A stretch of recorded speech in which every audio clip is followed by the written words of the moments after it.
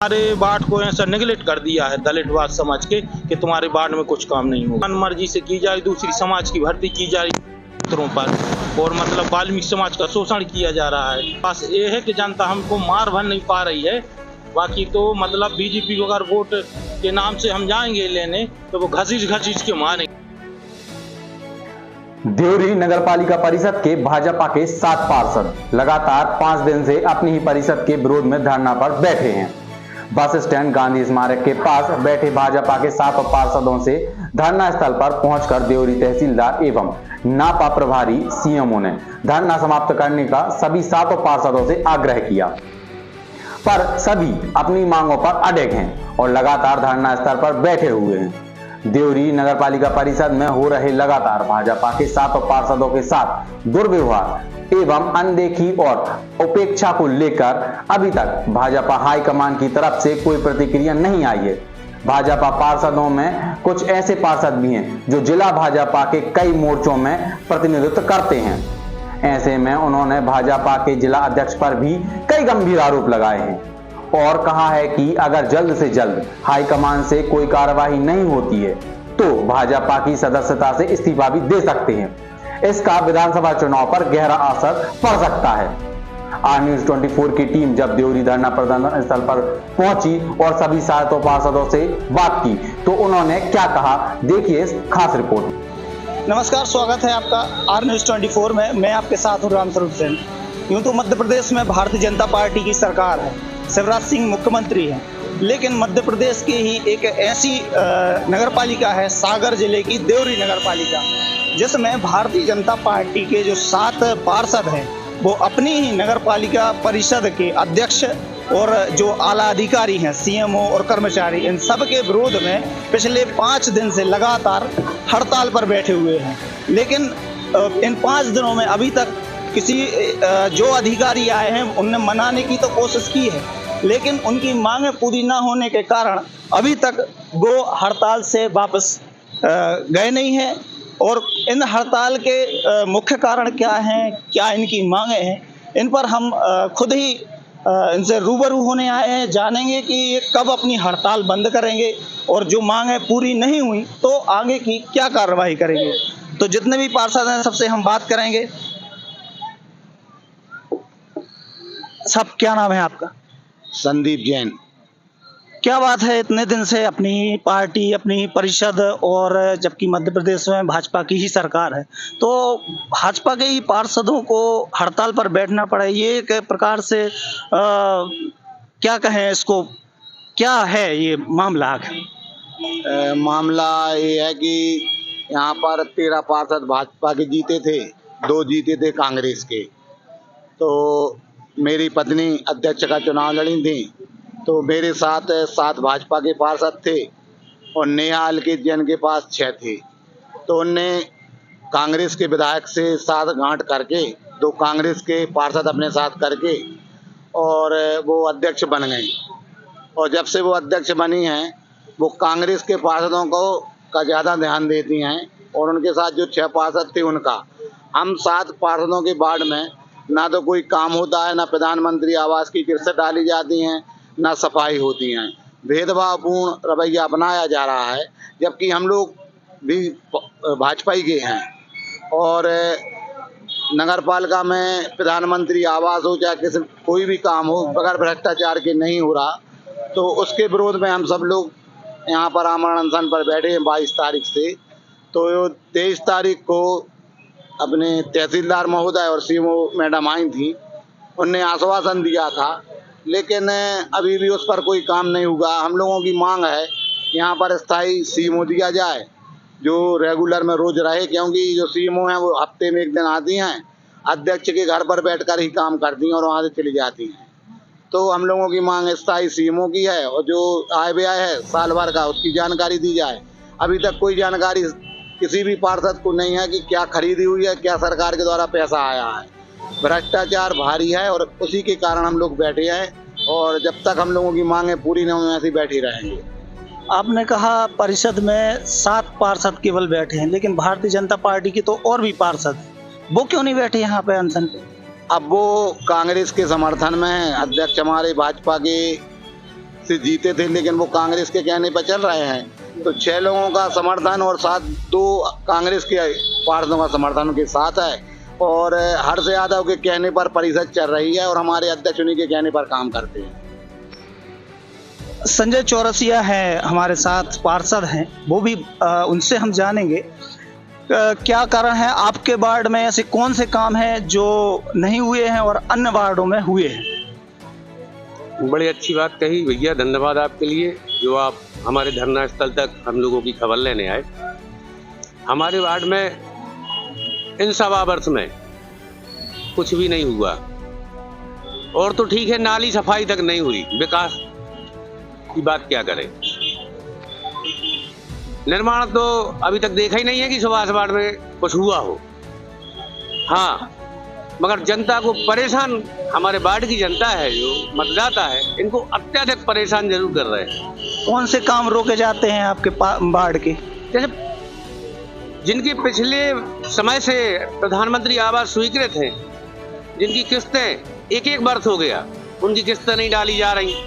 लाडली बहना में जो उनके परिचित लोग हैं अध्यक्ष के खेमे के, उनके यहाँ जाके वो उनकी कंप्लायंस करते हैं, उनको पैसा दिलाते हैं। बाकी के जो अपने बहुत नज़दीकी खास व्यक्ति हैं, अब अपने तो हालांकि पूरा वार्ड का ही लाडली बहना है जो, वो सब अपनी है, मगर इस टाइप से बिहेव करते हैं कि जो लोग ज़्यादा परिचित हमसे हमारे घर के आसपास हैं, तो उनके यहाँ ऑपरेटर तक नहीं आता कि उनकी कोई सुनवाई कर सके, उनका फीडिंग कर सके, कि उनके लिए 1000 रुपये शासन की ओर से वो मिलने लगे। आपको नहीं लगता कि प्रदेश में भाजपा की सरकार है, आप भाजपा की ओर से पार्षद हैं, लेकिन अगर इस तरीके से आप बैठे हैं तो भारतीय जनता पार्टी की छवि को क्या असर होगा? देखिए भाई साहब, निश्चित तौर पर पहली बात तो भाजपा का बहुत अच्छा माहौल है, भाजपा जीत रही है। तो देवरी से भी काफ़ी अधिक मतों से भाजपा विजयी होगी। हम लोग का मूल कारण यहाँ बैठने का इसलिए है, जो नगर पालिका अध्यक्ष और जो प्रशासन ने जो माहौल बनाया है 7 वार्डों में, कि इन लोग को कांग्रेस के साथ काम कर रहे हैं, इन वार्डों में भाजपा का माहौल खराब हो तो कांग्रेस यहाँ से विजयी हो। लेकिन हम लोग कट्टर भाजपाई हैं, भाजपाई के लिए हैं, हम लोग कभी ऐसा नहीं होने देंगे। इसलिए मजबूरी बस हो के हम लोग के भाजपा ऊपरी नेतृत्व को ध्यान आकर्षण करने के लिए कि हम लोग आज परेशान हैं, तो आप हम लोग के वार्ड में काम करवा दीजिए, तो कम से कम जनता के सामने जाके हम लोग वोट तो मांग पाएंगे। दूसरी बात आपको एक चीज़ बताऊँ, जो निर्माण कार्य जैसे मेरे वार्ड में चल रहे हैं, मैंने अभी तक 1.25 साल में जो भी काम दिया, एक भी काम नहीं हुआ। उनने पुराने निर्माण कार्य उठाए, वो कर दिए और एक श्रेय ले लिया, उसमें भी इतना भ्रष्टाचार हुआ है। अब निर्माण कार्यों की जांच करवा के देख लीजिए, मतलब इतना मैंने भ्रष्टाचार मैंने पहली बार देखा है। एक कोई साहू मैडम है, मतलब हैं क्या हैं साहू मैडम, इंजीनियर हैं, और उनका रवैया इतना पार्षदों के प्रति बहुत बुरा है। वो कभी कोई भी निर्माण कार्य देखने नहीं जाती हैं। तो निर्माण कार्य में मतलब आप देखिए सड़कें उखड़ रही हैं, एक पानी आया था, एक नया पुल बना था, पुल बह गया, मतलब पुल के नीचे से पानी निकल गया। तो आप सोच सकते हो कि भ्रष्टाचार किस कदर चरम सीमा पर है। अभी बात कही है भ्रष्टाचार की, आपके जो परिषद है पूरे, उसके अंदर जो भी निर्माण कार्य हो रहे हैं उसमें भ्रष्टाचार भारी बड़ी मात्रा में किया जा रहा है। आपके वार्ड में ऐसे कौन से काम हुए हैं, कौन से निर्माण कार्य हुए हैं जिनमें भ्रष्टाचार हुआ हो? देखिए, मैं सुखचैन वार्ड से पार्षद हूँ। हमारे वार्ड में तो 1 रुपये का निर्माण के नाम पे 1 रुपया खर्च नहीं है 1.25 साल में। सिर्फ भ्रष्टाचार है। तो प्रधानमंत्री आवास के नाम पे 2nd किस्त है, 3rd किस्त है, पार्षद के कहने पे नहीं डल रही। उनके नुमाइंदे वार्ड में आके जिसको 5000 दे दें, 7000 दे दें, उनकी किस्त गिर जाती है। तो मेरे कहने पे अभी अलर्ट नहीं आया है, तुम्हारी जियो टैगिंग नहीं हुई है, तुम्हारा ये नहीं हुआ है। और वही व्यक्ति हमारा वार्ड का व्यक्ति है, जब हमसे बात करता है तो हम बोलते कि भैया अभी पैसा नहीं आया, लेकिन 2 दिन बाद कहता है भैया मेरे तो गिर गए। मेरा कैसे? बोले हमने तो अपनी जुगाड़ बना ली। इस टाइप के काम है, विकास के नाम पर कुछ नहीं। तो 1.25 साल में 3 मीटिंग हुई, सुखचैन वार्ड एजेंडा में शामिल नहीं। तो वर्तमान परिषद में जो 2 कांग्रेस पार्षद मिलके प्रेसिडेंट बना है, उसने हमारे साथ सुखचैन वार्ड 3 एजेंडा में पटल से बाहर है। मुझे ऐसा लगता है कि उसे हमारा वार्ड खत्म ही कर दिया। कि नगर 15 नहीं 14 वार्ड का नगर है। सफाई के नाम पे हमारे यहाँ देवी जी का एक केरापति मठ है, यहाँ 5 वार्डों के लोग नवरात्रि में पूजन के लिए, जल चढ़ाने के लिए जाते हैं। मैं विगत 1 वर्ष से बोल रहा हूँ कि वहाँ की साफ सफाई, वहाँ की एक छोटी सी सीसी सड़क है, बना दो। शासन द्वारा सौंदर्यीकरण के नाम पे पैसा आया, हर वार्डों में 1-1 करोड़ रुपए खर्च किए जाना, नाप तोल हो गई, लेकिन उसके बावजूद भी काम नहीं कर रहा। आपको नहीं लगता है कि इतने दिन आपको हड़ताल पे बैठे हो गए, अनशन पे बैठे हो गए हैं, हाईकमान, भाजपा हाईकमान से अभी तक आपके जो अध्यक्ष हैं भाजपा के, उनको कोई नोटिस जारी हुआ हो या किसी प्रकार की उनको ऊपर से जानकारी आई हो कि ये हड़ताल बंद कराओ, ऐसी कोई जानकारी है? मुझे ऐसी कोई जानकारी नहीं है कि उनके मन में ऐसी कोई बात आई हो कि यहाँ की हड़ताल बंद हो जाए। आज यहाँ तक कि आज हमारी 1 बजे तबीयत खराब हुई थी, हमारा बीपी 110, 170 हो गया था और काफ़ी बुखार था आज। इसके लिए एम्बुलेंस आई, डॉक्टर लोग आए, उनने चेकअप किया और तुरंत की स्थिति में हमें भर्ती किया। तुरंत उपचार के दौरान मैं ठीक होकर पुनः यहाँ पे आया हूँ, मगर उनके द्वारा अभी तक हमारे लिए ऐसा कोई आश्वासन नहीं दिया गया है कि आप अनशन वापस कर लें। हम लोगों का कहना है कि कोई बोले तो हम अपनी बात तो रख सकें कि ये बात हम जनता ही के लिए तो लड़ रहे हैं। अभी विधानसभा में हम क्या मुँह लेके जाएंगे जनता के पास? नगर पालिका की जो प्रभारी सीएमओ है वो और आपके देवरी की जो तहसीलदार हैं वो आपसे मिलने आई थी। आपके सामने जो भी बात उन्होंने रखी, क्या कहा अनशन हटा दें, तो आपकी क्या उनके सामने शर्तें रही? हमारी शर्तें स्पष्ट हैं। हमने उनसे मैक्सिमम सीएमओ मैडम से 20 क्वेश्चन किए थे। 20 क्वेश्चनों में से उनने एक का भी जवाब नहीं दे पाई। वो उनने बोला कि हाँ ये गलतियां हुई हैं। हमने कहा आप माइक में से बोल दो कि ये गलतियां हुई हैं। फिर बोले उसके बाद बोले आप अपनी अनशन वापस ले लेना। हमने मैडम एक बात बताइए, गलती आप ही के द्वारा की गई, आप ही के द्वारा गलती की गई और आप ही यहाँ पे अनशन खत्म करवाने आई। हम कैसे विश्वास कर लें कि आप आगे का काम ठीक ठाक तरीके से करेंगे? अच्छा, मान लो आपकी जो मांगे हैं, जो भी मांगे हैं, वो अगर पूरी नहीं हो तो आगे की क्या कार्रवाई रहेगी आप सभी 7 पार्षद की? अब आगे जब तक मांगे पूरी नहीं होंगी हम लोग यहाँ से ही बैठे रहेंगे और इसके बाद आमरण अनशन की तैयारी है। एक मिलकर आमरण अनशन पर बैठेंगे।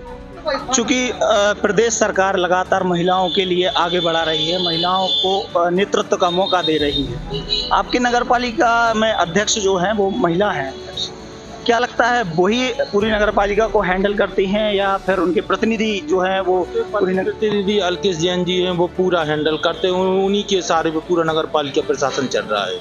आपके वार्ड की क्या स्थिति है? हमारा वार्ड SC है जो मतलब नेगलेक्ट किया जा रहा है, ना उसमें कोई सफाई होती है ना कुछ किया जाता है। जनता मतलब हमसे बोलती कि भैया सफाई करवाओ या कुछ करवाओ, तो हम अध्यक्ष या कर्मचारी से बोलते तो कर्मचारी कहते कि अध्यक्ष से बोलो। अध्यक्ष हमारी फोन रिसीव करते नहीं है और कहते तुम्हारे वार्ड में कुछ काम नहीं होगा। जबकि SC वार्ड एक पटेल वार्ड है, वो कांग्रेस का प्रत्याशी, उसके वहाँ पर जाओ तो इतना काम चल रहा है, इतना काम चल रहा है, और हमारे वार्ड में अभी एक गिट्टी तक नहीं लगी। 1 साल हो गया। हमारे वार्ड को ऐसा नेगलेक्ट कर दिया है दलितवाद समझ के कि तुम्हारे वार्ड में कुछ काम नहीं होगा। और बहुत हाई मार्क्स लाइट आई हैं 10 वार्डों में लगने। शमशान घाटों में लाइटें लगाई जा रही हैं, जबकि शमशान घाटों में हिंदू संस्कार दिन के समय होता, सूर्यास्त के समय नहीं होता है। और जो हाई मार्क्स लगाई तो वहाँ किसका जमावड़ा होगा? दारू पियेंगे बैठ के वहाँ पे, आतन अपराध होगा वहाँ पे। और 40 सफाई कर्मचारियों की जो भर्ती की जा रही है तो मन मर्जी से की जा रही, दूसरी समाज की भर्ती की जा रही है पर, और मतलब वाल्मीकि समाज का शोषण किया जा रहा है। और सफाई के नाम पर पूरे वार्डों में गंदगी और व्याप्त है। मैं आपको कुछ वीडियो भी बताऊंगा अभी इसके, कि आप देखो कि हमारे वार्ड का क्या रोष है जनता का। वहाँ जाते तो बस ये है कि जनता हमको मार भर नहीं पा रही है। बाकी तो मतलब बीजेपी को अगर वोट के नाम से हम जाएंगे लेने तो वो घसीट के मारेंगे कि बेटा तुमने जो आश्वासन दिए थे क्या तुम पूरी कर पाए? नहीं, क्योंकि वहाँ से 25 साल से कांग्रेस का कब्जा था वहाँ पे। मतलब अब बीजेपी जीती है तो विधायक के द्वारा उस वार्ड को ऐसा किया जा रहा है कि दोबारा बीजेपी वहाँ से जीत ना पाए, जिससे कि पुनः पुनरावृत्ति हो जाए उसी कांग्रेस का, कि कांग्रेस का गढ़ बन जाए। ऐसी सोच अध्यक्ष, प्रतिनिधि और मतलब नगर पालिका परिषद 8 पार्षदों की और विधायक जी की है, इसलिए हमारे वार्ड से दुर्व्यवहार किया जा रहा है। से आरोप लगते हैं कि जो नगर पालिका अध्यक्ष हैं वो भारतीय जनता पार्टी के हैं, लेकिन जो कंट्रोल है वो स्थानीय विधायक का है। हमारा अध्यक्ष जो है या अध्यक्ष प्रतिनिधि जो है फूल छाप कांग्रेसी है। उनके लिए केवल और केवल विधायक का कहना उचित और सर्वोपरि, ऐसा कुछ है। मतलब भारतीय जनता पार्टी के किसी भी शीर्ष नेतृत्व की कोई आज्ञा का पालन नहीं करते वो। आप देख लें, कहीं भी कोई पालन नहीं मिलेगा आपको। क्या लगता है उनके इस रवैये से भारतीय जनता पार्टी को क्या कुछ नुकसान होगा इस चुनाव में? अगर कहीं हम लोगों की जो मांगे हैं वो मांगे अगर कहीं जल्द से जल्द हमारी पार्टी के लोग पूरी नहीं कर रहे, अनसुनी बातें बताई जा रही हैं, जो अनसुनी की जा रही हैं, इस कारण से हम सभी 7 पार्षद जल्द से जल्द भारतीय जनता पार्टी से फिर लास्ट निर्णय में इस्तीफा दे देंगे, जिससे अब चुनाव का परिणाम कुछ भी जाए। तो जैसा कि आपने सुना है, इस समय पूरे पार्षद ये ठान चुके हैं कि जब तक हमारी मांगें पूरी नहीं होंगी तब तक हम इसी तरीके से आमरण अनशन पर बैठे रहेंगे। ये हड़ताल किसी भी तरीके से समाप्त नहीं करेंगे। एक बात और बता दें आपको कि हाल ही में मध्य प्रदेश में चुनाव है, विधानसभा चुनाव है। देवरी विधानसभा क्षेत्र से भारतीय जनता पार्टी के जो उम्मीदवार हैं वो तय हो चुके हैं और भाजपा के जो 7 पार्षद हैं वो देवरी नगर पालिका के अनशन पर बैठे हैं। दोनों के बीच में क्या स्थितियां निर्मित होंगी, वोटों पर इस चीज़ का क्या असर पड़ेगा, क्या अब वोटों के समीकरण होंगे, क्या राजनीतिक समीकरण होंगे, इन सब जानकारियों के लिए बने रहिए हमारे साथ। आर न्यूज़ 24 के साथ कैमरामैन राजुल तिवारी के साथ मैं रामस्वरूप सेन, शुक्रिया।